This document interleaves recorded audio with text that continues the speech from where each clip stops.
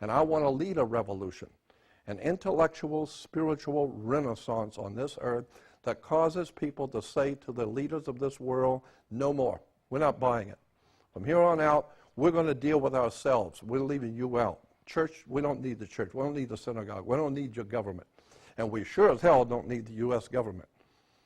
What we need is to get back ourselves in tune with that divine universal God force that's out there, because I'm telling you, that's where the power is. I've got a whole... So that's what I intend to do with my life. I'm just trying to wake people up. That's all I want to do. Any other questions? Yeah. Yeah, just one question. I saw a video called Ring of Power. They mentioned something that caught my attention. They basically said that the Queen of England was the most powerful human in the world. I don't think that's true. No, I don't think so. I don't think so at all. I don't think the Queen has much power at all. I think she's just like anything else. She's a figurehead, just like Obama. He doesn't have any power over nothing. Right, yes. Got nothing. He's got no power over nothing. This is a white man's country. This is a white man's world. The white man from Europe dominates the whole planet. White men goes into any country and kill everybody, take over anything they want. This is a white man's country. It's a white man's world. I'm not bragging about it. I'm just telling you the fact of the matter. White people out of Europe have dominated Europe and Europe has dominated the world. And so England has manipulated and exploited the races, the peoples of the world. The white man has been using exploitation, commerce to manipulate and exploit the whole human race. So I cannot believe that some young black guy that walks in and he's going to take over the old white man's establishment on the earth. Ain't going to happen. No. They brought him in for some reason to make him look like a schmuck one of these days soon. But he is not in control. The men who are behind him is Zbigniew Brzezinski. You want to find out what's going on with Obama? Do some research on Zbigniew Brzezinski. Studied in Moscow. Pure Moscow communism. That's Zbigniew Brzezinski, and he's the brains behind Obama. Obama's just a front man. They get rid of him like they did Kennedy. Here's a very powerful man, John Kennedy. Everybody loved him. Handsome, debonair, president of the United States, wealthy, and they shot this guy in public, and nobody went to jail. Nobody's ever going to jail. Why? Because the powers that be that run this country will kill you. You think for 1 minute you're going to get out of line and be important in this country, they'll whack you so thick. As a matter of fact, the California state has a, I don't know if you know this or not, but the mafia have their own license plates in California. Do you know that? Yeah. The mafia is given their own license plates by the California state government. I know, because I've sat with the mob and talked with them. And they have their own license plates. I had a time, I'll give you an example of what I'm talking about, how government operates directly with the underworld. Right. And there is one and the same thing. We're talking money, we're talking power. But the governor, it would not look right if a governor goes out and has somebody killed. So they make a phone call and that's taken care of. And the government doesn't know nothing about it, but they get what they want. So in payment, the government makes a contract with the mob. We don't mess with your business, you don't mess with ours. You take care of things that we need to take care of, we take care of you. That's what's going on in California. The mob has their own license plates, and the mob has business deals with the state of California to take care of all the dirty work for them. So as far as I'm concerned, and I've been told by FBI agents, I had an FBI agent call me in my office in Glendale and tell me, Jordan, we've been watching you for a long time. We know what you're doing. And as of this moment, this was quite a long time ago, about 12 years ago, but he said, as of this moment, the government, your government does not consider you to be a threat yet. He said, but we're watching everything you do, everywhere you go, we're watching you. But we don't consider you to be a threat because people are hearing you, but they're not listening. So as long as people are hearing you, then you're all right. But when people start to listen to you, now that's different. Now we're talking politics. And so we'll have to take another look at you then. I have had federal agents talking to me about what I do. I've had FBI people talking to me about what I do. And I've been threatened by federal government. So I know what they can do, and I respect them because they will kill you.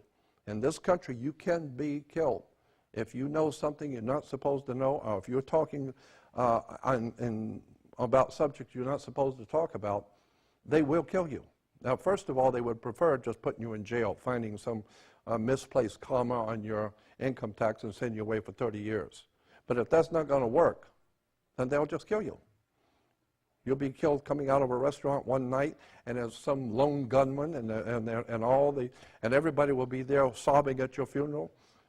And but the real story is they whacked you because you shut your mouth off. You're talking too much. You know too much, and you're talking too much.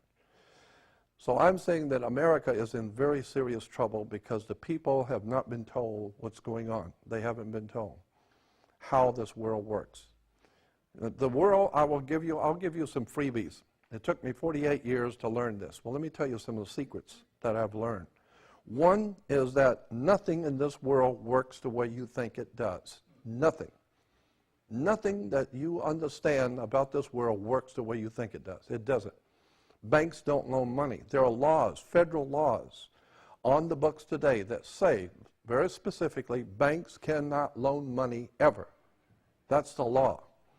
So what are you going to the bank to get a loan for when banks can't loan money?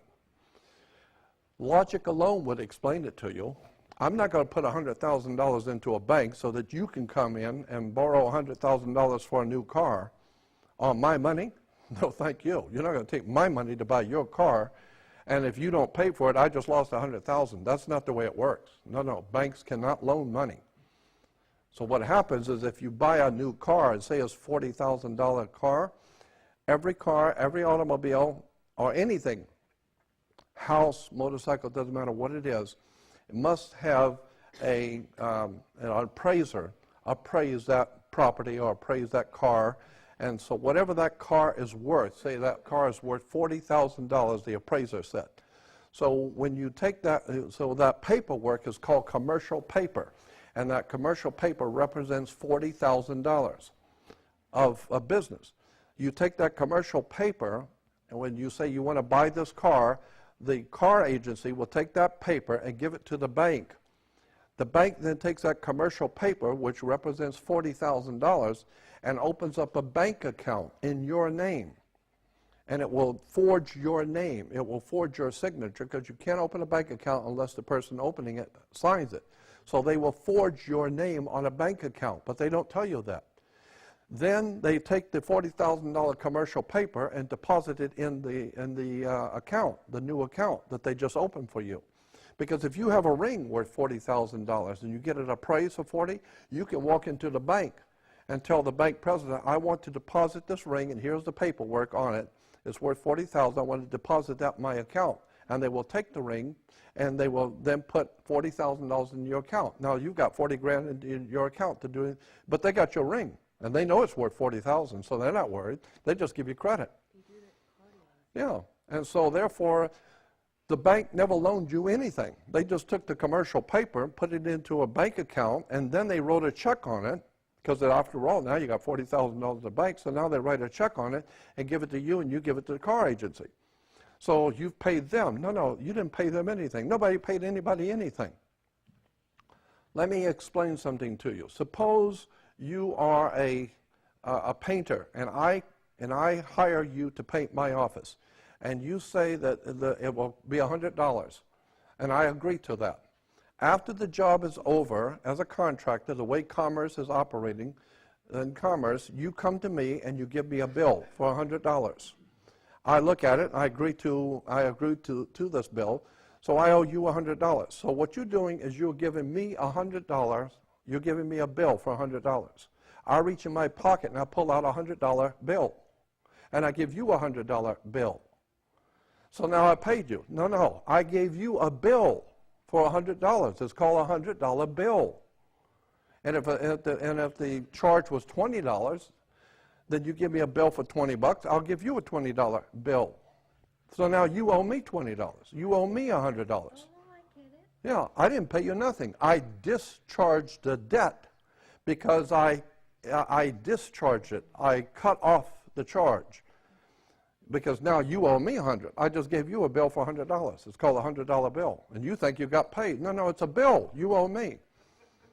And since you owe me and I owe you, we're even. So that's why, yeah. That's why you don't own anything.